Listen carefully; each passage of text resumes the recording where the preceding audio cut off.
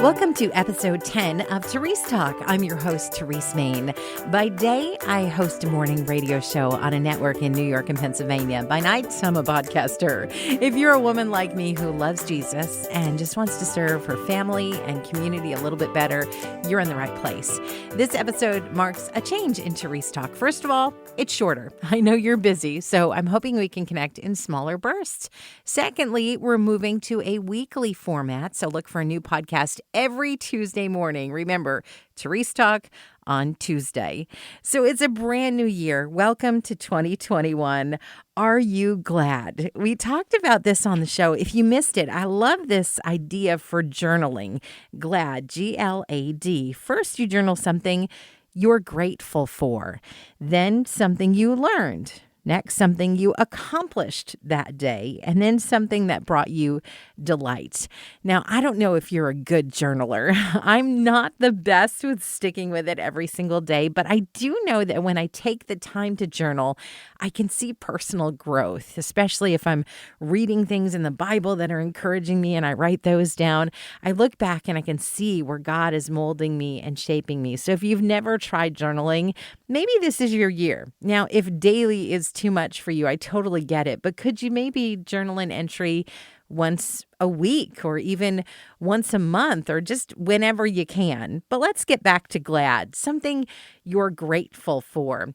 This is such a hard concept for so many of us. I mean, we're all about the things we're grateful for in the month of November, for Thanksgiving. But then the other 11 months, it's kind of like, we just don't think much about it. I encourage you to live with an attitude of gratitude. For one reason, it helps to cut down on envy. When we look at what other people have and we want it, we're actually messing up a couple relationships. First, we're messing up our relationship with that person. We can't love someone fully if we want what they have. Secondly, we're kind of messing up our relationship with God because we're not trusting that He's given us the best for us when we want something that somebody else has. So when you instead focus on what you're grateful for, it really allows you to be in full thankfulness to God and less concerned about what everybody else has. Next, L, what you've learned today. I wish that I had been doing this more last year because I felt like I spun my wheels through so much of the pandemic. When you really think about what you've learned, it's pretty amazing. I read more books than I ever have in 1 year last year. And if I really took the time to journal like every week about what I was learning, I'm sure it'd be amazing. And I'd be able to look back and reflect on those things and maybe actually use them moving forward. There's what we read and what we understand, what we learn, and then what we actually use. And sometimes when you journal things, it helps it kind of lock in your brain so that maybe you'll put it into action in your life and you'll see a difference. Something you accomplished today, especially this time of year, there's such a temptation to just kind of do what you have to do and then hibernate.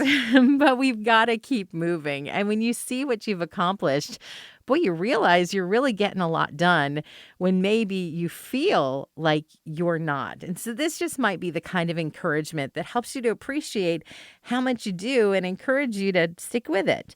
Next, something that brought you delight. And I think that there's this concept, because the Bible talks so much about suffering, that we're supposed to be suffering all the time, but we're also supposed to have delight. And I know that God is a God who loves to bless us with things like that.